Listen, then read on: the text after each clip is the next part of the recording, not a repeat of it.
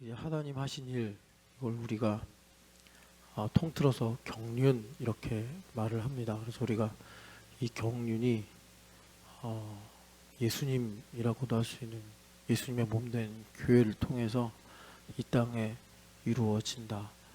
2000년 전에 육신을 입고 오신 예수님께서 그 나사렛 또 갈릴리 그리고 남부 유대를 오가시면서 하나님의 일을 하신 것처럼 오늘은 그렇게 지역에 국한되지 않으시고 열방 가운데 이제 교회를 그의 몸을 삼아 하나님의 일을 행하고 계시는데, 그 하나님의 일을 이제 우리가 경륜이다 이렇게 말을 해요. 그런데 이 경륜이라는 말이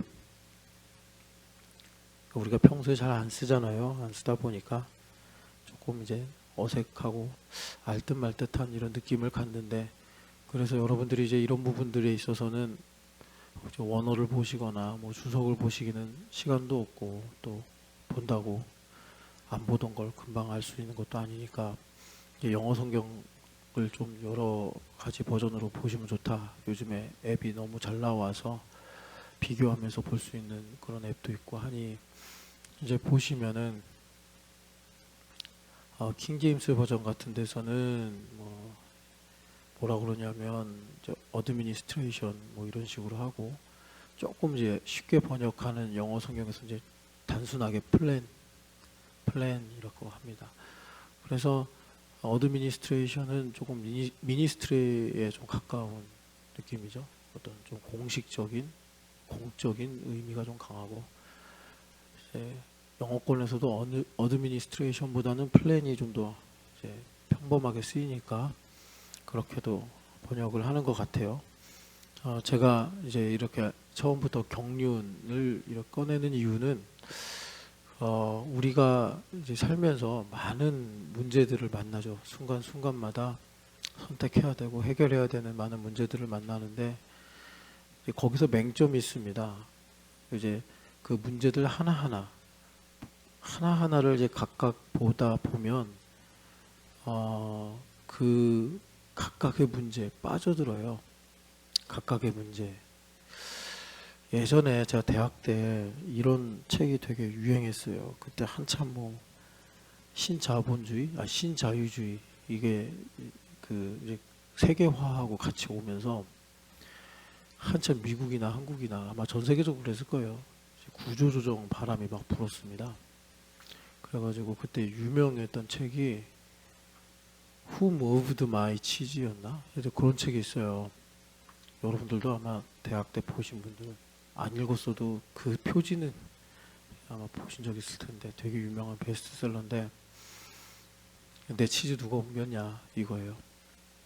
근데 그 책의 내용은 뭐냐면, 있던 자리에서 치즈가 없었으면 그 치즈를 누가 옮겼냐고 불평하지 말고 빨리 능동적으로 치즈가 있는 새로운 곳을 찾아가야 된다, 뭐 이런 의미예요. 그러니까 그 치즈가 있는 공간이 미로입니다. 미로.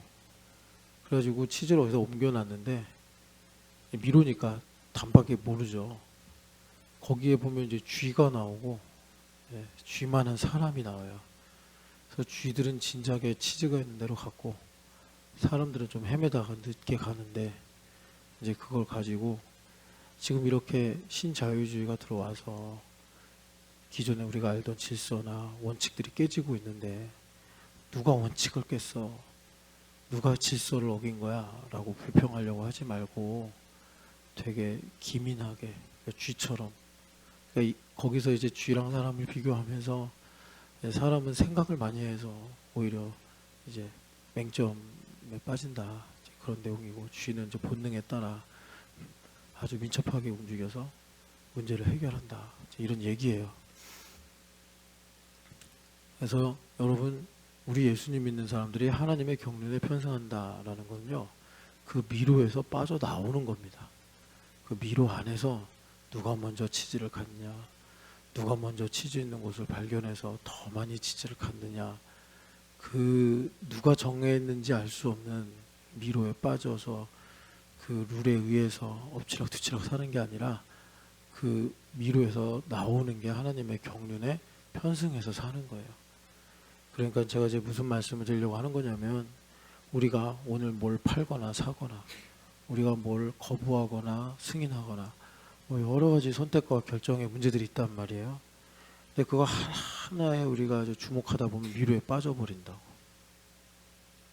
그래가지고 여러분, 그 요즘에 하여튼 희한해요. 그 르네상스도 아닌데 우리나라에 요즘에 그 오디세이라는 영화가 500만을 찍고 있고 개봉한 지 얼마 안 됐는데, 그리고 또 제가 뭐 대세라고는 할 수는 없지만 제가 관심이 있어서 여러분들에게 말씀드리는 건데, 오이디푸스 연극도 있어서 한번 보시라. 조만간 이제 끝나게 생겼더라고요. 하여튼 이제 그런 일들이 이게 사람들에게 이렇게 뭐랄까 관심을 갖고, 또 우리 사회에 이렇게 뭐랄까 영향력을 가지고 있단 말이에요. 그러니까 이제 그 그리스 신화나 거기서 나온 이야기들. 근데 오디세이 같은 경우는 여러분 그 BC 700년 경에 쓰여졌을 것이다 이렇게 추정을 해요. 뭐 워낙 옛날, 그러니까 중국으로 말하면 상나라, 그 이제 그 아주 그 우리나라 고조선이 아마 BC 400년쯤 있을 거예요. 고조선도 자료가 없잖아요. 그냥 어디 삼국유사 이런 데 써 있는 걸 우리가 흔적을 찾아서 있었다 이렇게 보는 거지, 고조선이 남긴 유물이 있거나 그런 건 아니잖아요. 근데 그거보다 훨씬 오래전에 있었던 일이거든요. 그러니까 성경으로 말하면 사사시대 이야기예요. 사사시대. 그러니까 사사시대 얘기라면 뭐냐면 지팡이를 가지고 이 뱀을 만들 수 있었던 시대입니다. 성경에 있으니까 그 모세가 그 파라오 앞에 가가지고 딱 이렇게 이제 지팡이를 던졌더니 뱀이 되잖아요. 그랬더니 그 애굽의 술객들도 똑같이 하잖아요. 예.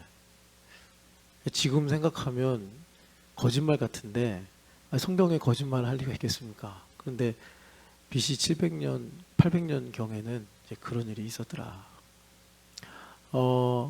그러니까 우리가 참 이 보고 듣는 것에만 집중해서 사는 게 허상일 수 있죠.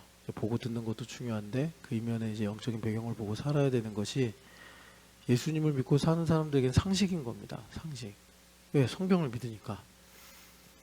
여하튼 간에 그래서 그런 이제 이야기들, 여러분 어떤 소설이, 어떤 영화가 2700년을 거슬러 오면서 사람들에게 이렇게 영향을 주겠어요. 그죠?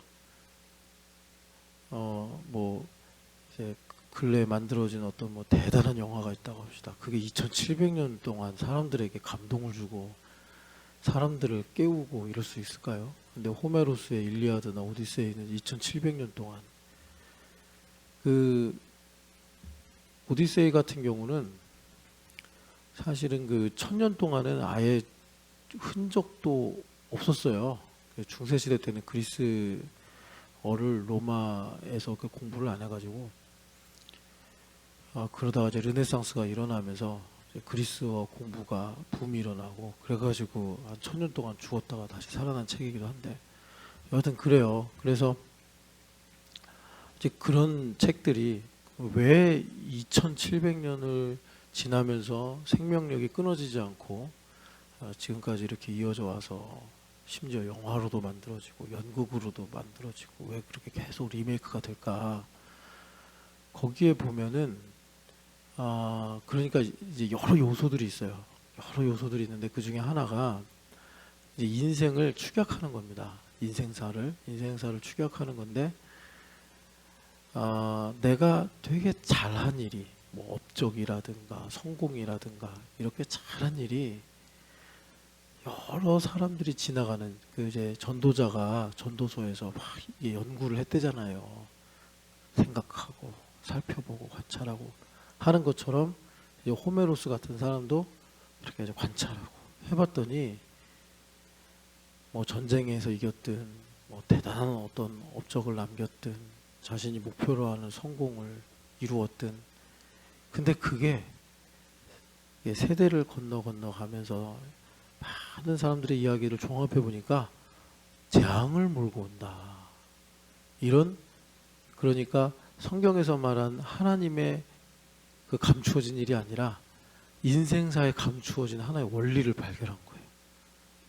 이제 그걸 가지고 뭐 포세이돈이 노했다, 제우스가 저주를 했다, 이런 식으로 이제 푸는 거예요. 근데 거기서 이제 한 걸음 더 나가서 감동을 주는 건 그런 운명에 맞서는 인간, 무력하고 참 불완전하지만 절대적인 영원한 신적인 존재들에 대해서 굽히지 않고, 이제 하나님께서 우리에게 주신 자유의지 있잖아요. 그걸 가지고 뭔가 이제 선택하고 새로운 길을 모색하는 인간, 그게 있으니까 또 이제 한 번 더 감동을 주는 거예요. 예.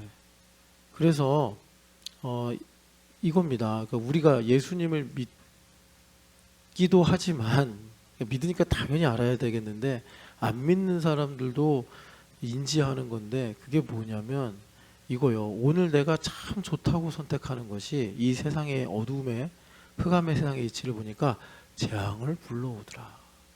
이거예요. 바울 사도가 하신 말씀도 여기와 관련돼 있어요. 마음으로는 하나님의 법을 섬기는데 내 지체 속에 다른 법이 있어서 나를 사망으로 사로잡는다. 그거예요. 욥이 이룬 업적은 대단하죠. 동방의 의인이었으니까. 근데 그게 재앙을 몰고 왔어요. 욥의 인생에. 욥이 적당히 거짓말하고 사기치고 죄짓고 살았으면 그런 재앙이 욥에게 안 와요. 오디세이에 나오는 것처럼 도저히 트로이를 함락시킬 수 없었는데 오디세이우스가 목마를 만들어가지고 10년의 전쟁을 끝내잖아요. 그게 엄청난 재앙을 불러오지 않습니까? 그 이야기를 보면은 그게 인생사다. 누가 뭐랄까, 비극에서 인간을 구원할고, 이제 그건데, 이제 그런 휴머니즘적인 이야기는, 그러니까 모든 영화와 모든 소설과 모든 그럴듯한 이야기들의, 그러니까 근본이 다 거기, 그리스 로마의 문명에 있다는 게 여러분 만만한 말이 아닙니다. 그냥 우리는 다 되고 나서, 밥 다 짓고 나서 그냥 차려놓은 법을 먹으니까 그냥 당연히 있나 보다 하는데, 사실 그 뿌리가 어마어마하게 깊은 거예요. 우리는 이제 그것에 세례를 받아가지고 철저하게 인본적인 사고와 성향을 갖고 살고 있어요. 그래서 제가 이렇게 사람들이 또 전 세계적으로 그러지 않습니까? 전 세계적으로 지금 크리스토퍼 놀란이 만든 오디세이에 반응하고 있잖아요. 복음이 전 세계적으로 흥황해야 되는데 갑자기 2700년 된 오디세우스가 부활을 해가지고 전 세계적으로 사람들에게 영향을 주고 감동을 주잖아요. 그러니까 그만큼 우리가 이제 원하든 원하지 않든 이제 그런 것에 영향을 받아가지고, 그러니까 우리도 이제 그런 생각이나 그런 사고를 갖고 있는 거죠. 자, 그래서 일단 여러분 그 오디세이를 보면은 사람들이 감동을 받는데, 그 감동을 받는 이유가 거기서도 이제 전쟁도 많고 뭐 여러 가지 재앙도 많고 하니까 많이 죽어요. 근데 많은 사람들이 자기랑 오디세이를 연결하지 거기서 이름 없이 죽는 사람하고 나를 연결 안 해. 그게 맹점이에요. 그게 맹점이에요. 제일 먼저는. 그러니까 자기가 다 영웅이에요. 자기 세계에서. 내가 오디세이고. 그래서 이게 그대로 살아서 기독교 신앙으로 들어와 버리면 진짜 앓는 이가 돼요. 앓는 이가 돼요. 개인적인 얘기를 해드리면, 제가 이제 부목사로 여러 교회들을 섬겼어요. 여러 교회들을 섬겼는데 저는 그랬어요. 저만 옳은 줄 알았어요. 다른 목사님들은 틀렸다고는 생각을 안 했는데, 그런 말을 한 적도 없는데, 이상하게 제 안에 나만 옳다, 예수님을 믿는데 정말 십자가를 지고 가지 않으면 나만 오디세이우스예요. 내 집에서 나만 그래서 목사들이 제일 고약해요. 가족들에게서나 교회에서나. 왜? 제가 십자가를 지고 있지 않으면 여러분들은 그 오디세이우스에서 나오는 부하들이에요. 그래서 다 죽어. 그 나만 살아. 나를 그 말은 그럴싸하게 하죠. 뭐 하나님의 영광, 하나님의 뜻, 뭐 이렇게. 근데 그걸 내가 이제 하드 캐리 하는 거고 여러분들은 거기 배경에 등장인물이 돼야 돼. 저만 그러겠어요? 신집사님은 안 그러겠어요? 김 목사님은 안 그러겠어요? 우리가 다 그 오디세이우스의 약을 먹어가지고 다 소영웅이라니까요. 다. 이거 십자가에서 해결 안 되면 진짜 예수님 믿는데 앓는 일을 계속 갖고 살아요. 앓는 일을 갖고. 우리 영웅 아니에요. 우리 양이에요. 양. 양인데 예수님 영웅이시고. 그런데 그냥 그 사사건건은 아니고 하여튼 그 틈틈이 어떻게 하면 내가 예수님 자리에 갈까? 내가 센터에 갈까? 그런다니까요. 이게 우리가 흔히 그냥 이렇게 세계관 같은 거 이렇게 강의하거나 수업할 때 세상에는 두 가지 문명의 뿌리가 있습니다. 하나는 헤브라이즘이고 하나는 헬레니즘입니다. 이 정말 짧고 간단한 문장 안에 들어가 있는 엄청난 뿌리예요. 근데 성경에도 그러잖아요. 말세에는 고통한 때가 이르는데 그때가 되면 사람이 자기를 사랑하고 그게 점점점 이제 커진다는 거예요. 점점점 커져요.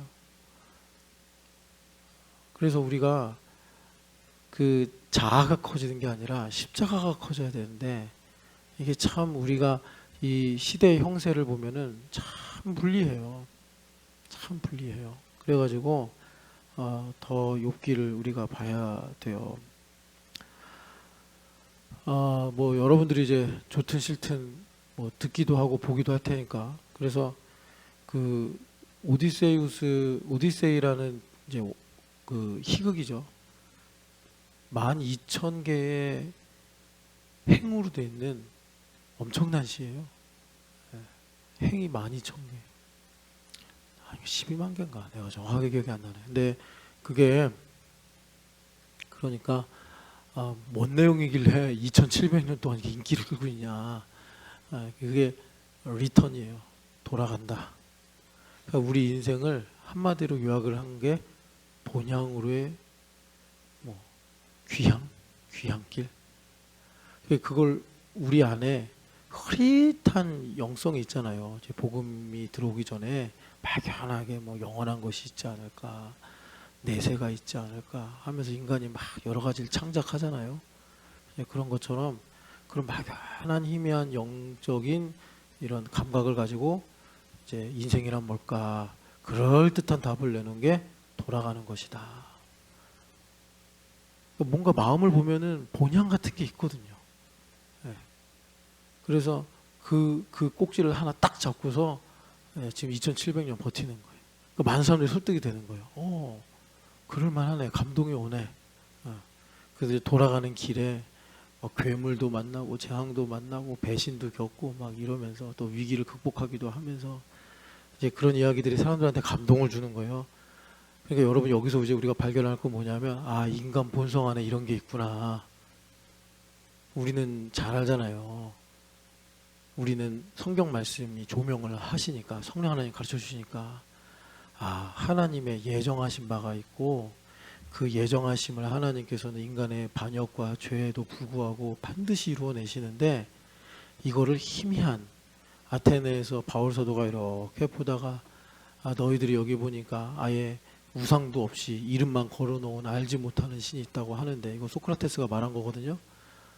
내가 그 신에 대해서 얘기 좀 해줄게 해가지고 거기서 그 바울 사도가 목숨 걸고 얘기한 거예요. 우리가 이제 그 아레오바고라는 그 그리스 배경을 모르니까 그냥 바울 사도가 이렇게 사람들 모여 있는 데서 이렇게 서가지고 설교한 줄 아는데 소크라테스가 아레오바고는 아닌데 법정에서 다른 신을 전하다가 죽었단 말이에요. 사약을 받아서. 왜?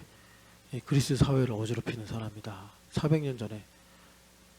근데 바울 사도가 그런 부분에 대해서 잘 알고 있었기 때문에 그냥 바울 사도가 지나가다가 설교한 게 아니라 정말 하나님을 사랑하는 뜨거운 어떤 의분이라고 할 수 있죠. 열정에 사로잡혀가지고 그 말씀을 전한 거예요.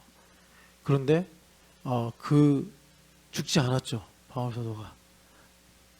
그 이유를 두 가지로 말하는데, 하나는 그러니까 사람들이 미쳤네 이런 거예요. 그래서 조롱했다 그러잖아요. 미친 사람이네, 부활을 얘기하니까. 두 번째는, 그런데 바울 사도, 우리는 이제 모르지만 바울 사도가 그 설교를 하실 때 그냥 자기가 막 애드립으로 설교하신 게 아니라 그리스도인들이 존경하는, 좋아하는 고전들에서 너무 수려하게 다 하나의 흐름처럼 아주 적실하게 인용을 해오는 거예요. 그러니까 논박을 못하는 거예요. 논박을.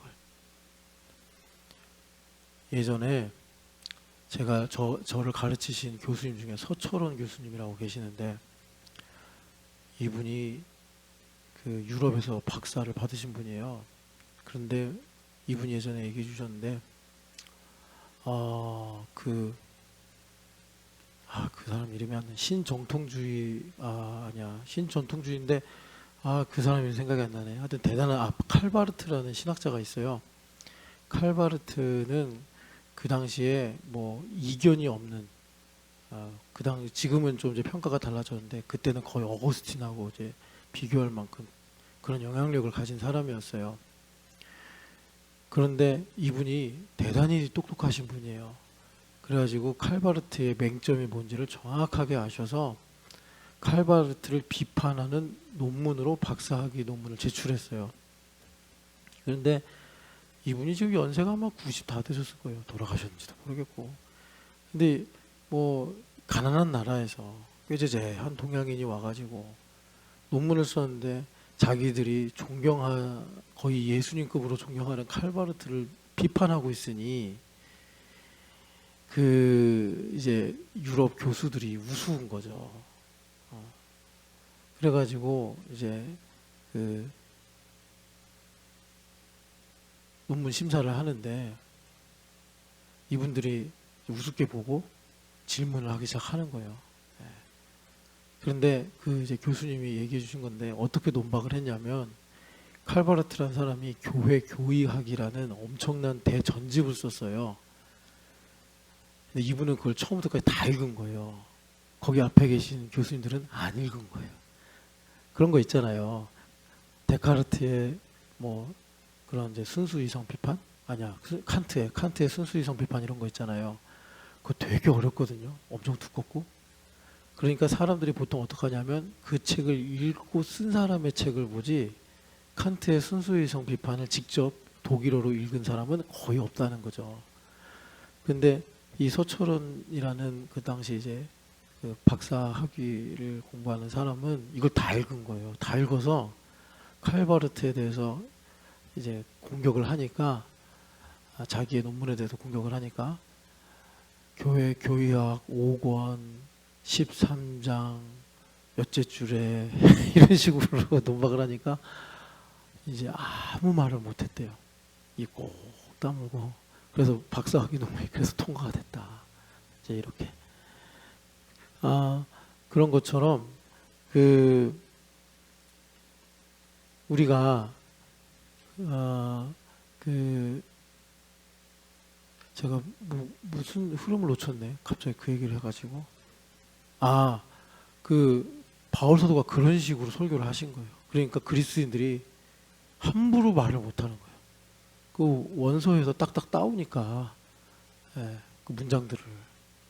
바울 사도 지식이 대단하신 분이죠. 그러니까 바울 사도가 그러잖아요. 내가 지식에서도 사실 너희들이 그렇게 좋아하고 너희들이 옳다고 주장하는 그런 사람들에 비해서 조금 더 부족하지 않다 하신 말씀이 진짜 그런 거예요. 뭐 유대교 갈릴리나 그 팔레스틴 깡촌에서 나온 사람하고 바울하고 비교가 되겠습니까? 아테네 아레오바고에서도 다 입 다물게 한 사람인데, 바울 사도가. 거기서 그렇게 이제 설교를 했는데, 중요한 건 뭐냐면, 부활을 전하시니까 미쳤다고 조롱하는 무리들이 있었는가 하면 입을 다물게 했다니까요. 그 말은 무슨 말이냐면 믿지는 않아도 그러니까 공감은 된 거예요. 그게 지금 우리가 오늘의 상황을 보면서 왜 수많은 사람들이 이렇게 오디세이에 반응할까? 거기에는 사도 바울 선생님이 아레오바고에서 설교를 하셨을 때 그 설교를 들으면서 사람들이 자신의 본성에 빛을 비추니까 그렇구나 해가지고 바울 사도 말에 트집 잡은 거 딱 하나예요. 어떻게 죽은 사람이 살아나? 이거 하나밖에 트집을 못 잡았어요. 그러니까는 하나님의 말씀이 죄로 인해 훼손되고 또 심지어 부패했다고 하지만 인간에게 남아있는 그 어떤 신성의 흔적을 비추고 있다 이겁니다. 그래서 그 오디세이의 그 주제인 리턴, 인생이란 돌아가는 것이다. 그래서 흔히 이렇게 말해요. 이제 그게 2권이면 1권이 일리아드잖아요. 트로이 전쟁. 그 전쟁은 인간 내면에 있는 욕망. 그리고 그 이제 오디세이는 인생의 어떤 이 외연, 인생이란 도대체 뭐냐, 인간에게 있어서 이 삶이란 뭐냐, 돌아가는 것이다. 제가 왜 이 이야기를 말씀드리는 거냐면 여러분 이런 것을 우리가 보고 알아야지 시세를 읽어요. 시세를 읽는다고. 성경이 그냥 66권 채우려고 많은 분량을 쓰고 있는 게 아니에요. 우리가 예수님께서 소금과 빛이 되라고 했는데 뭐 내가 짠맛을 갖고 내가 막 힘주면 밝아지고 이러는 게 아니고 말씀을 통해서 바울 사도처럼 이 시대에 사람들의 마음속에 어떤 일들이 일어나고 있는가를 볼 때 과연 하나님께서 이런 일들을 하시는구나를 알 수 있고, 그래서 우리가 시세를 알아서, 제 말은 무슨 말이냐면 그래야지 순간과 각각의 문제들에 대해서 지혜롭고 현명하게 선택하며 살아갈 수 있더라. 돋보기를 보고 숲에 있는 나무 한 그루만 집중 관찰해서는 그 산을 다 이해할 수 없다. 나무 한 그루도 보는 지혜도 안목도 필요하지만 때로는 멀리서 울산바위가 저렇게 생겼구나, 저쯤에 소청이 있고 저쯤에 중청이 있구나, 이렇게 우리가 한 눈으로 볼 수 있어야 된다. 그래서 이런 이야기 스토리텔링에 사람들이 지금 열광하고 있다. 여러분 복음이 유효하고 광대하다고 그랬잖아요. 그건 왜 그러겠어요? 물론 복음 자체가 능력이 있기 때문에도 있지만 하나님의 경륜이 있다고. 하나님의 경륜이 있어요. 여러분들이 예레미야, 이사야서, 에스겔서 읽으시잖아. 특별히 다니엘서 같은 경우도 거기 보면 다 제국의 역사가 있잖아요. 제국의 부침이 있잖아요. 그죠? 왜 제국이 일어나고 왜 제국이 멸망하죠? 지들끼리 뭐 싸우고 지들끼리 힘이 세지고 그래서 그런 거예요. 영적인 배경이 있잖아요. 그러니까 선지서를 볼 땐 여러분들 그런 걸 봐야 돼. 그러니까 선지서의 가장 기본 프레임은 뭐냐면 토라예요. 토라. 그리고 그 프레임 안에서 이제 여러 가지 모양이 있을 거 아닙니까? 색깔도 있고 이제 그런 것들이, 그러니까 이제 그 선지서 하면은요 나빔이라는 히브리어인데 이게 명사로는 보다예요. 내다 보다. 그러니까 미래를 본다기보다 현상 이면에 있는 내용들을 본다. 왜요? 토라를 마음에 새기고 있으니까 보이는 거예요. 그러면 이제 선지서들 보면은 특별히 이제 대선지서라고 우리가 편리에 따라 부르는 이사야, 특별히 다니엘 같은 경우, 왜 그런 거죠? 왜 제국들이 일어나죠? 하나님의 경륜 때문에 그런 거잖아요. 여러분 다니엘서 그냥 읽기만 하지 마시고 다니엘서에 보면 이제 뭐 돌이 날라와서 그 제국을 상징하는 우상을 때려부시고 막 그러잖아요. 그게 무슨 의미겠어요? 아수르가 무슨 뭐 대단한 문명에 힘이 있어가지고 일어난 게 아니라 하나님께서 바벨탑 사건 때 흩어진 하나님의 백성들을 이제 모으시려고 이렇게 이제 역사를 주관하시는 거예요. 주님께서. 우리 그걸 봐야 된다고. 오늘도 똑같아요. 오늘도. 그래서 여러분 저도요 이거 수정하느라고 오래 걸렸어요. 무슨 말이냐면 그러니까 그 사도행전에 보면은 성령 하나님 오순절날 강림하시잖아요. 그랬더니 그 성령 하나님 강림하신 날 3천 명이 회개하고, 그리고 얼마 지났는지 모르겠는데 요한 사도하고 베드로 사도하고 성전에 이제 기도하러 가시다가 그때가 오후 3시쯤이었나? 그 기도하러 가시다가 그 미문에 앉은 안진뱅이 일으켰잖아요. 내가 이제 내게 있는 곳으로 너에게 주노니 해가지고 일으켰잖아요.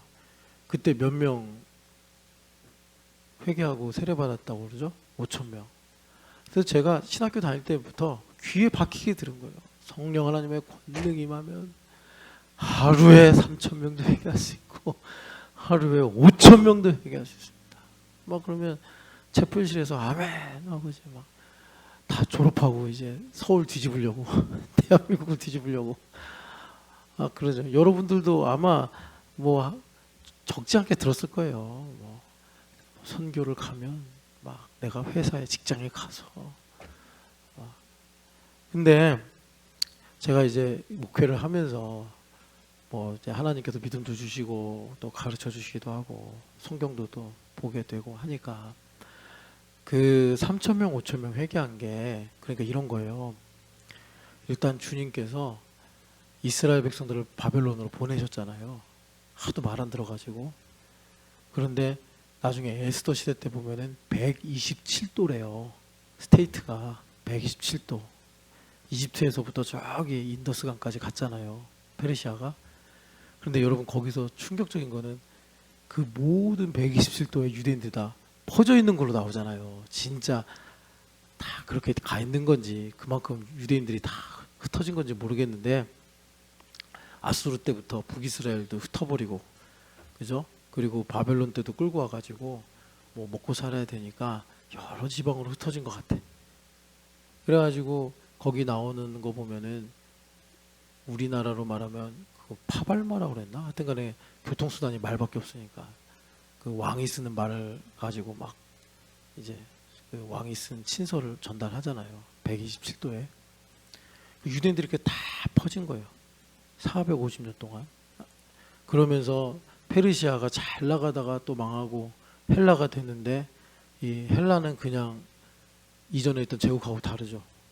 지식을 전하고 철학을 전하고 도서관 세우고 뭐 알렉산드리아라는 도시를 여러 군데 세웠잖아요. 그리스 문명을 전파하려고. 그래서 30살에 죽은 이 알렉산더가 계속 그렇게 회자되는 거 아닙니까? 여하튼 그래가지고 그 흩어진 이제 유대인들이 더 곳곳으로 이제 가는 거죠. 그러면서 성경도 헬라어로 번역이 되고 그러면서 유대인들이 가는 곳곳마다 또 회당을 세우고 로마가 이제 다시 일어나면서 그 유대인들 중심으로 또 이방인들이 모이기 시작하고 그러니까 하나님께서 수백 년 동안 빌드업을 하신 거예요. 성령 하나님 강림하시고 예루살렘에서부터 이제 교회가 세워지고 그래서 본격적으로 하나님의 큰 일이 이루어질 수 있도록 예수님도요 그 일 하시느라고 정말 힘들었어요. 그 성경 보면은 예수님 원래 그 고향은 나사렛이고 공생에 사역하시면서 갈릴리에서 제일 큰 도시인 가버나움으로 이사를 가셨죠. 그래서 열심히 3년 동안 정말 쉼없이 일을 하셨어요.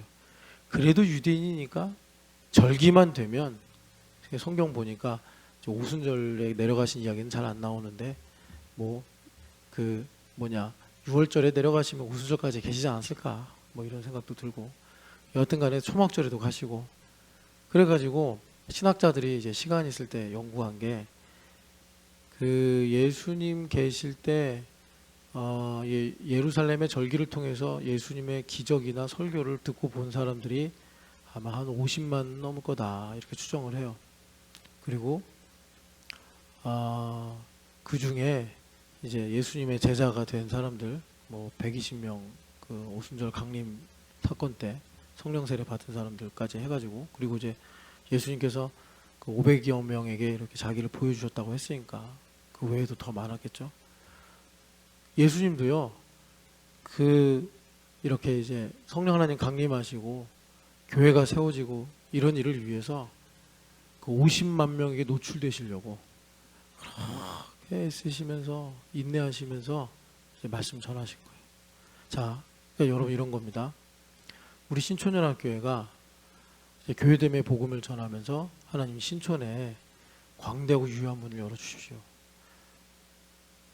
하나님께서 일을 하실 텐데 그냥 우리를 강하게 하셔서 갑자기 그 일을 몰아닥치듯이 하시면 우리 병나요. 우리를 잃어버리신다고. 하나님은 절대로 천하와 나를 가지고 거래를 안 하십니다. 여러분들이 집 달라 집 달라 하나님께 그럴 수 있죠. 근데 하나님 이렇게 보시면 우리 중심을 보시잖아요. 집을 줬다가는 지금보다 더 멀어지거나 아니면 믿음을 잃어버릴 수도 있겠다 그러면 절대 집을 안 주시는 분이에요. 우리 하나님은 공의를 굽히시지 않으신다니까요. 이 얘기를 우리가 욥기를 강조하면서 얼마나 많이 듣습니까?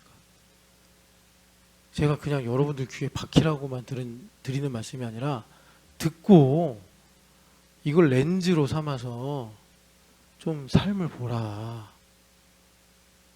안 준다 안 준다 되니 안 되니 이렇게만 말하지 말고 하나님께서 우리에게 우리 교회가 강조하는 거잖아요. 이성과 양심. 그거 그냥 우리한테 뭐 그냥 옵션으로 주신 게 아니란 말이에요. 하나님 섬기고 하나님 사랑하라고 주신 거지. 그래서 하나님께서 그의 공의를 절대로 굽히지 않으신다. 이게 욥기에 어제 말씀드린 대로 아주 중요한 주제다. 그래서 주님께서 빌드업을 해가신다. 우리 교회가 할 일은요. 그게 언제일지 모르나. 그런데 뭐 지금 이스라엘 역사처럼 450년 뒤는 아닐 것 같고 뭐 늦어도 예원이 세대는 되지 않을까 싶어요. 왜냐하면 지금 세상이 움직이는 이런 시세를 보면 그렇잖아요. 통일도 돼야 되고 일본도 지금 하루가 멀다 하고 태풍, 홍수, 지진, 화산, 쓰나미, 태풍, 홍수, 지진, 화산, 쓰나미 거기다가 잃어버린 30년 또 이제 시작되는 40년 계속 이렇게 되고 있잖아요. 진짜 어떤 영화 제목이 일본 침몰이던데 야 진짜 저 나라 그러니까 하나님 하실 일들이 이렇게 이제 보인단 말이에요. 그러니까 늦어도 예원이 되고 제가 볼 땐 우리가 게으르거나 딴짓 안 하면 우리 당대에 이제 그런 일들이 시작이 되겠다 생각이 들어요. 그래서 제가 이제 드리려고 하는 말씀이 뭐냐면 그래서 우리 교회가 해야 될 일 그리고 다른 교회들도 마찬가지예요. 이건 다 보통 명사처럼 주신 말씀이니까 인내의 말씀 지켜야 되는 거예요. 교회됨의 복음을 가지고 인내의 말씀을 지키는 거예요. 그럼 어떻게 되느냐? 그 인내의 말씀을 지키는 우리에게는 교회됨이라는 복음이 깊이 있게 내려가요. 예수님과 머리와 몸이라는 것이 깊이 있게 내려가. 깊이 있게 내려갔을 때 우리에게서 조개의 진주처럼 나오는 게 뭐냐? 그게 아가서예요. 그게 아가서예요. 그래서 아가서는 참 뭐라 그럴까? 하여튼 고상한 말씀인데 여튼 그래요. 그래서 그렇게 인내의 말씀을 지킬 때 우리 주님께서 뭐라고 그러셨어요? 빌라델비아 교회에게 시험의 때를 변하게 하리라 그러셨다고. 그리고 여러분 이 꿀팁을 놓치지 말란 말이에요. 꿀팁을. 저번에 철회 때 말씀드렸잖아요. 이 시험의 때를 변하게 하신다는 게 뭔가. 그러니까 한 해 한 해를 놓고 보면은 세상은 점점 하나님으로부터 멀어져 가고 세상은 점점 더 그러니까 혼란스러워져 가는데 여러분 이거 하나님의 비밀의 경륜이에요. 택함받은 그러니까 한 해 한 해마다 택함받은 자의 구원하셔야 될 택함받은 자의 백성은 더 많아져요. 이걸 여러분들이 좀 계시를 보면서 아셨으면 좋겠어요. 점점 교세는 줄어드는 것 같은데 하나님 보실 때 만약에 해 1년 1년을 이렇게 하나님께서 단위로 나누시면 그 구원해야 되시는 하나님 백성 수가 더 많아진다고. 그래서 이거를 조금 우리 입장으로 말하면 하나님 더 서두르신다고. 그 서두르시려면 어떻게 되죠? 여러분 제가요 이제 좀 새벽 예배 이렇게 우리 하잖아요. 든성 앉아서 새벽 예배 하는데 우리 교회 주일 예배만큼 사람들 모여서 새벽 예배 하는 방법이 뭘까요? 우리 교회 사람들 하나님께서 이렇게 이제 흔들어 버리면 돼요. 막 흔들어 버리면 다 나와요, 새벽에. 똑같아요. 계시록에서 전하는 말씀이. 그래서 남은 자도 하나님 다 구원하시는 거예요. 왜냐하면 하나님께서 왜 그렇게 하시냐면 믿음은 선물로 주셔서 없어지지 않거든요. 우리 장로교 교리에 하면 흔들어 버리면 처음에는 뭐 기도도 안 하고 기도하라고 그래도 뭐 딴 생각이나 하고 또 뭐 이거 해라 저거 해라 해도 그냥 한 귀로 듣고. 제가 이제는 제자도를 하면서 계약 공인 인증을 좀 받아야겠다 생각을 얼마 전부터 하기 시작했어요. 왜냐하면 안 했대요. 자기가 그런 말 해놓고 안 했대요. 그래서 내가 이야 안 되겠다. 녹음하는 건 좀 그렇고 제가 어떤 아주 자명한 것에 대해서는 공인 인증을 받아야겠다 해가지고 너 그랬잖아. 아니요. 그럴 때 제가 그 공인 인증서를 내밀어서 봐봐. 나 공증 받아놓은 거 보이지? 이렇게 해야지. 아, 내가 그랬구나. 이러지. 와, 안 했대요. 자기는 그런 적이 없대요. 내 증인까지 데려왔는데 계속 그래요. 아, 난 기억이 없는데. 그래서 역시 인간은 예, 여러분, 그래서 하나님께서 개인도 그렇고 경륜의 입장에서도 그렇고 흔들어 버리면 믿음은 여전하기 때문에 결국 하나님 찾아요. 이제 그렇게 예전에 한번 철야 때 말씀드렸고, 그래서 인내의 말씀을 지키는 사람은 그런 시험의 때를 받을 필요가 없어. 우리 하나님은 자비로우시고 공의로우신 분인데, 아니 욥이 하나님을 자기 틀에 가두지를 않는데 하나님 뭐하러 이렇게 하십니까? 욥이 하나님을 자기 틀에 가두고 있으니까 이런 일이 생기는 거 아니요. 하나님 뭐가 아쉽다고, 뭐가 하나님께서 궁색하시다고 마귀한테 이걸 내주십니까? 절대 그렇지 않으시지. 그래서 우리 신촌연합교회는 이 교회됨의 복음이 광대하고 유효한 문이 열릴 때까지 인내의 말씀을 지키는 복을 여러분들이 지금 누리고 계신다. 그럼 시험의 때를 주님께서 면하게 하시라고 약속하셨어요. 그런데 그러면 교회됨의 복음이면 복이 있을 거 아니에요. 그 복이 뭐냐? 그 복이 예수님과 하나됨으로 우리 인생에, 이게 지금 여러분들이 혹시라도 이제 오디세이 영화를 보거나 관심 있으시거나 관심 없어도 어쩔 수 없다니까. 우린 시대의 아들들이라 시대의 옷을 입고 산다고. 예. 그러니까 여러분 이런 시대에 살고 있기 때문에 우리가 서사 내러티브를 갖게 된다고.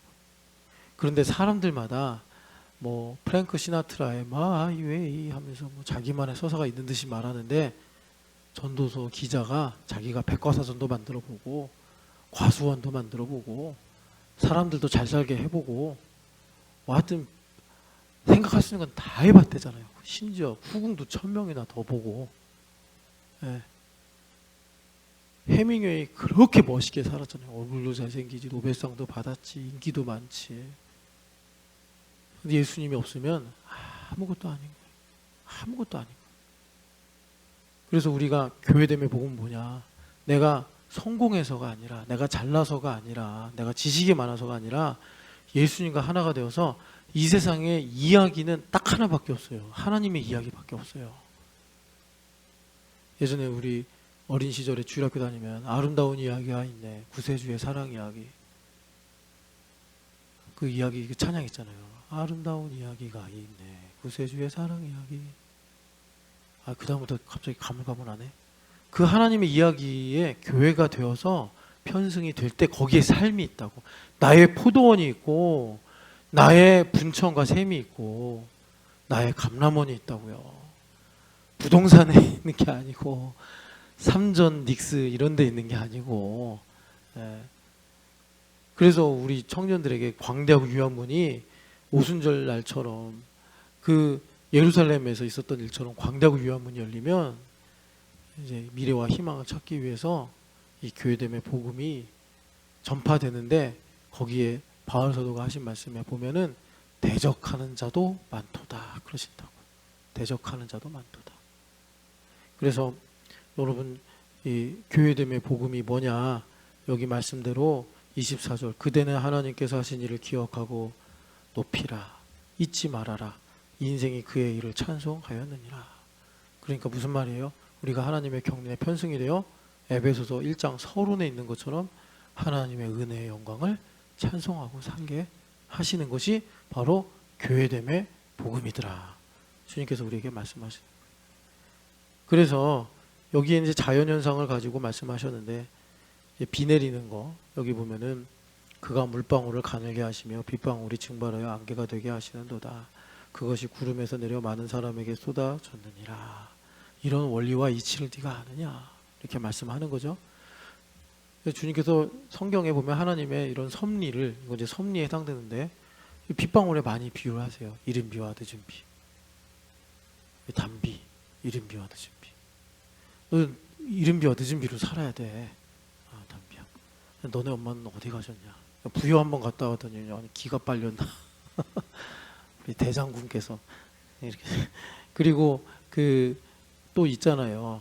주님께서 내가 내 입에서 나간 말은 하늘에서 비와 눈이 내려 사라지는 것이 아니라 양식을 먹는 자에게 먹을 것을 주고 씨 뿌린 자에게 종자를 준과 같이 하나님의 섭리를 설명하신다고요. 우리는 그 이치와 의미를 알 수 없어. 여러분들이 오늘 새벽 예배를 하잖아요.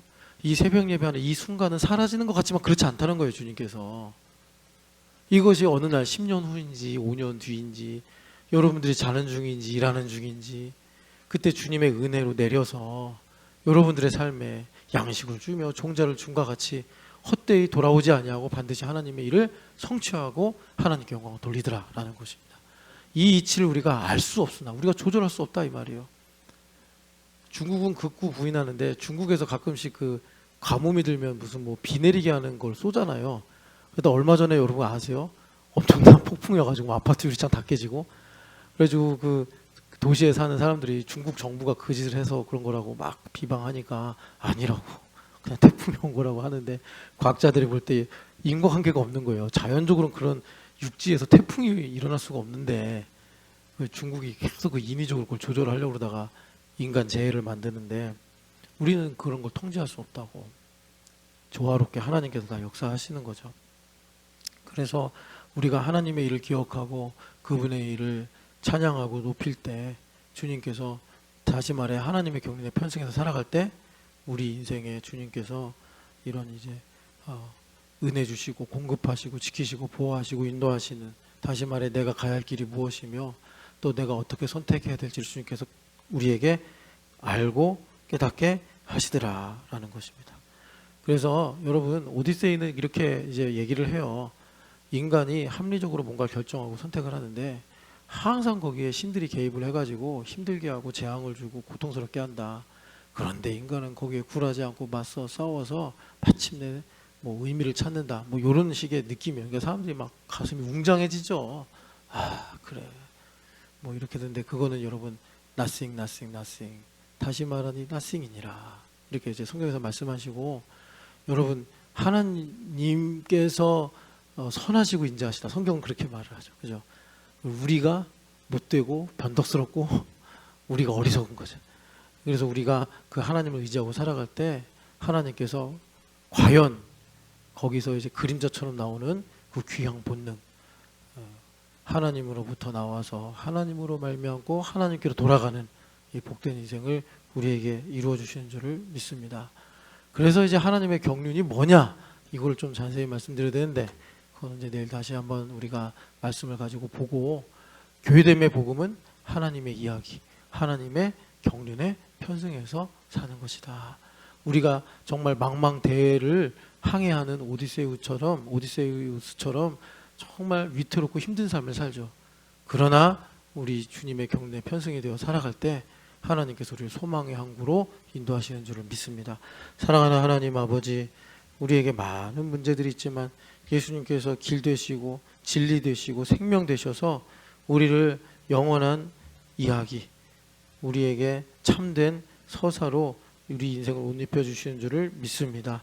하나님 아버지, 교회됨의 복음을 가지고 인내의 말씀을 지키며 살아가는 우리 신촌연합교회가 되게 하여 주시옵시고, 그래서 하나님 아버지 주님 앞에서 정말 약속하신 대로 그 그 서사가 있는, 그래서 주님께서 예배하신 아름다운 그 포도원과 감람원이 있는 복된 삶을 살 수 있도록 주님께서 오늘도 믿음을 주시고 우리와 함께하여 주시옵소서.